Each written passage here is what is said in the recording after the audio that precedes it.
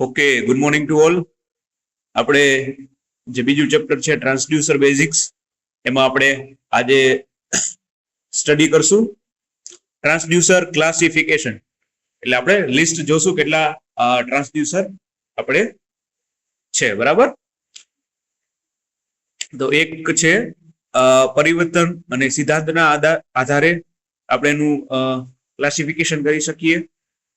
પછી બીજું જોઈએ તો જે છે એક્ટિવ અને પેસિવ, એટલે કે સક્રિય અને નિષ્ક્રિય, પ્રાઇમરી અને સેકન્ડરી ટ્રાન્સડ્યુસર.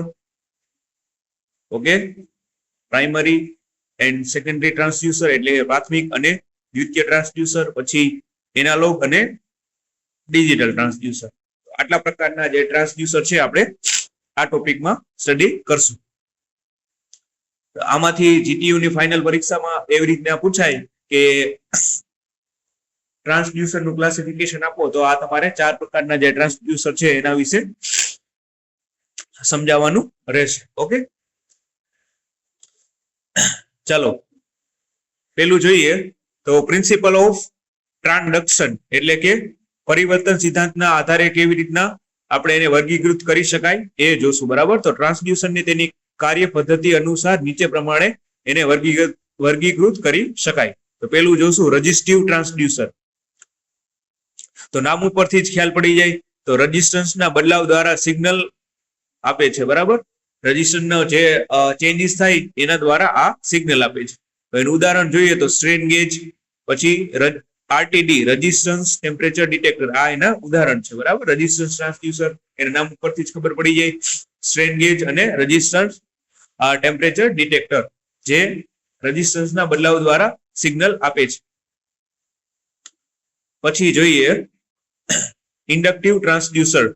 તો આ શું કરે, તો ઇન્ડક્શનના બદલાવથી સિગ્નલ આપે છે, બરાબર. અને એનું ઉદાહરણ જોઈએ તો લિનિયર વેરિયેબલ ડિફરન્શિયલ ટ્રાન્સફોર્મર, કે જે વોલ્ટેજ જે છે ડિસ્પ્લેસમેન્ટ હોય એનું વોલ્ટેજમાં ટ્રાન્સફોર્મેશન કરે, બરાબર. પછી છે કેપેસિટિવ ટ્રાન્સડ્યુસર. તો કેપેસિટન્સમાં ફેરફાર દ્વારા આઉટ આપે છે, અને આનું ઉદાહરણ જોઈએ તો કેપેસિટિવ પ્રેશર સેન્સર. પછી આવશે પીઝો ઇલેક્ટ્રિક ટ્રાન્સડ્યુસર. તો દબાણ અને બળથી વિદ્યુત દબાણ આમાં ઉત્પન્ન કરે છે, બરાબર. પીઝો ઇલેક્ટ્રિકલ શું કરે કે જે દબાણ હોય એનું વિદ્યુત દબાણ એટલે કે વોલ્ટેજમાં એને ઉત્પન્ન કરે છે. અને ઉદાહરણ જોઈએ તો પીઝો ઇલેક્ટ્રિકલ ક્રિસ્ટલ. પછી છે ફોટો ઇલેક્ટ્રિક ટ્રાન્સડ્યુસર. તો જે પ્રકાશને છે એને વિદ્યુત સિગ્નલમાં રૂપાંતરિત કરે છે, બરાબર. અને એનું ઉદાહરણ જોઈએ તો ફોટો ડાયોડ અને ફોટો વોલ્ટાઇક સેલ. તો એકદમ સિમ્પલ છે, બરાબર. તમે ખાલી એક વખત વાંચી લેશો તો પણ આરામથી તમે યાદ રાખી શકો, બરાબર. ચાલો નેક્સ્ટ જોઈએ. બીજું છે એક્ટિવ અને પેસિવ ટ્રાન્સડ્યુસર. તો એક્ટિવ ટ્રાન્સડ્યુસર કોને કહેવાય, જેને આપણે સક્રિય ટ્રાન્સડ્યુસર પણ કહી શકીએ, કે જે પોતે જ પ્રાઇમરી એનર્જીને વિદ્યુત એનર્જીમાં રૂપાંતર કરે છે. એક્ટિવ ટ્રાન્સડ્યુસર શું કરે, પ્રાઇમરી એનર્જી હોય એને જ પોતે જ જે છે વોલ્ટેજ વિદ્યુત એનર્જીમાં એને ફેરવે છે, એટલે કે રૂપાંતર કરે છે. હવે બહારની કોઈ એનર્જી હોય એ આમાં સપ્લાયની જરૂર પડતી નથી. ક્લિયર? જેમ કે થર્મોકપલ, ફોટો વોલ્ટેઇક સેલ અને ફોટો ઇલેક્ટ્રિક ક્રિસ્ટલ આના ઉદાહરણ છે, બરાબર. કોઈ પૂછે કે એક્ટિવ ટ્રાન્સડ્યુસરના ઉદાહરણ આપો, તો આપણે એમાં thermocouple, photovoltaic cell, piezo electrical ક્રિસ્ટલનો આમાં આપણે સમાવેશ કરી શકીએ. બીજું છે પેસિવ ટ્રાન્સડ્યુસર, જેને આપણે નિષ્ક્રિય ટ્રાન્સડ્યુસર કહી શકીએ, જે પોતે એનર્જી પેદા કરી શકતું નથી. તેને જે છે એસી અને ડીસી સપ્લાય આપવી પડે છે. એક્ટિવમાં શું થતું હતું કે આપણે એને જે છે કોઈ પાવર સપ્લાય આપવી પડતી નથી, જ્યારે આ પેસિવ ટ્રાન્સડ્યુસર છે એને આપણે જે છે એસી અને ડીસી સપ્લાય આપવો પડતો હોય છે. ઉદાહરણ તરીકે જોઈએ તો RTD, strain gauge, capacitive sensor અને એલવીડીટી. ક્લિયર? પેસિવ ટ્રાન્સડ્યુસરના ઉદાહરણ RTD, strain gauge, capacitive sensor. Okay, હવે નેક્સ્ટ જોશું પ્રાઇમરી અને સેકન્ડરી ટ્રાન્સડ્યુસર, પ્રાથમિક અને દ્વિતીય ટ્રાન્સડ્યુસર. તો પ્રાઇમરી ટ્રાન્સડ્યુસર શું કરે કે જે નોન ઇલેક્ટ્રિકલ ક્વોન્ટિટીને સીધી જે છે ઇલેક્ટ્રિકલ સિગ્નલમાં ફેરવે છે. બરાબર, નોન ઇલેક્ટ્રિકલ જેટલી ક્વોન્ટિટી હોય એને સીધી ઇલેક્ટ્રિકલ સિગ્નલમાં ફેરવે છે પ્રાઇમરી ટ્રાન્સડ્યુસર. જેમ કે આપણે બર્નર ટ્યુબ છે દબાણ માપવા માટે વપરાય છે. ક્લિયર, ખાલી ઉદાહરણ જ યાદ રાખવાનું, એટલું ડિટેલમાં આમાં લખવાની જરૂર રહેતી નથી. બરાબર, પ્રાઇમરી ટ્રાન્સડ્યુસર શું કરે કે નોન ઇલેક્ટ્રિકલ જે ક્વોન્ટિટી હોય એને સીધી ઇલેક્ટ્રિકલ સિગ્નલમાં ફેરવી નાખે, જેમ કે બર્નર ટ્યુબ જે દબાણ માપવા માટે ઉપયોગમાં લેવામાં આવે છે.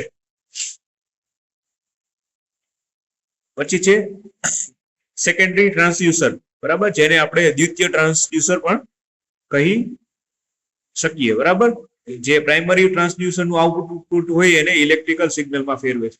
પ્રાઇમરી જે ટ્રાન્સડ્યુસર નું આપણે જે આઉટપુટ હોય એને ઇલેક્ટ્રિકલ સિગ્નલમાં ફેરવા માટે આપણે સેકન્ડરી ટ્રાન્સડ્યુસર નો ઉપયોગ કરવામાં આવે છે. જેમ કે LVDT, linear variable differential transformer, જે ડિસ્પ્લેસમેન્ટ હોય એને વોલ્ટેજમાં રૂપાંતર કરવામાં આવે છે. ક્લિયર, આઈ હોપ બધાને સમજાઈ ગયું હશે પ્રાઇમરી અને સેકન્ડરી ટ્રાન્સડ્યુસર. પ્રાઇમરી ટ્રાન્સડ્યુસર શું કરે, નોન ઇલેક્ટ્રિકલ ક્વોન્ટિટીને સીધી ઇલેક્ટ્રિકલ સિગ્નલમાં ફેરવે. દાખલા તરીકે, ઉદાહરણ તરીકે આપણે જોયું બર્નર ટ્યુબ કે જે દબાણ માપવા માટે વપરાય છે. પછી સેકન્ડરી ટ્રાન્સડ્યુસર કે જે પ્રાઇમરી ટ્રાન્સડ્યુસર નું આઉટપુટ હોય એને ઇલેક્ટ્રિકલ સિગ્નલમાં ફેરવે છે. ઉદાહરણ આપણે જોયું તો ડિસ્પ્લેસમેન્ટ વોલ્ટેજમાં ફેરવવા માટે એલવીડીટી. બરાબર, અને ચોથું જોઈએ એનાલોગ અને ડિજિટલ ટ્રાન્સડ્યુસર. ઓકે, હવે આમાં શું થાય કે જે એનાલોગ ટ્રાન્સડ્યુસર છે એ જે છે સતત બદલાતો આઉટપુટ આપે છે. શું કરતું હોય છે એનાલોગ ટ્રાન્સડ્યુસર? શું કરે, સતત બદલાતો આઉટપુટ આપતું હોય છે. ઉદાહરણ તરીકે thermistor, strain gauge, digital analog શું કરે કે સતત બદલાતો આઉટપુટ આપતું. આપણે CRO માં જોયા હોય તો જે વેવ્સ છે એ ઊંચા નીચે ઉપર નીચે થતા હોય એ બદલાતા ઇન્ડિકેટર દર્શાવતા હોય છે. ઓકે, જેમાં આપણે થર્મિસ્ટર, એલવીડીટી અને સ્ટ્રેન ગેજનો આપણે ઉદાહરણ તરીકે લઈ શકીએ. પછી છે ડિજિટલ ટેકોમીટર, ટ્રાન્સડ્યુસર. તો જે આઉટપુટ ડિજિટલ પલ્સીસ છે એને ડિસ્ક્રીટ ફોર્મમાં આપે છે. બરાબર, ડિજિટલ આઉટ પલ્સીસ હોય એને ડિસ્ક્રીટ ફોર્મમાં આપે છે. ડિસ્ક્રીટ એટલે આવી રીતે, બરાબર, આમ અને આવી રીતે, બરાબર, આ ફોર્મમાં એને દર્શાવે છે. ખ્યાલ પડી ગયો? Discrete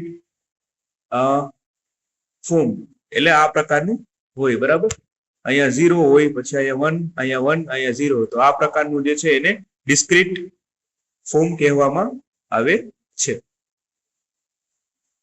done.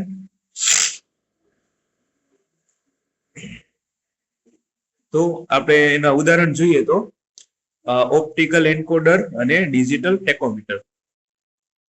ક્લિયર? તો આપણા આ થઈ ગયું ટ્રાન્સડ્યુસર નું ક્લાસિફિકેશન, જેમાં આપણે જે છે 4 પ્રકારના ક્લાસિફિકેશન જોયા. પ્રિન્સિપલ ઓફ ટ્રાન્ઝેક્શન એટલે પરિવર્તનના સિદ્ધાંતના આધારે. બરાબર, પછી જે છે એક્ટિવ, પેસિવ, પ્રાઇમરી અને સેકન્ડરી, એનાલોગ અને ડિજિટલ.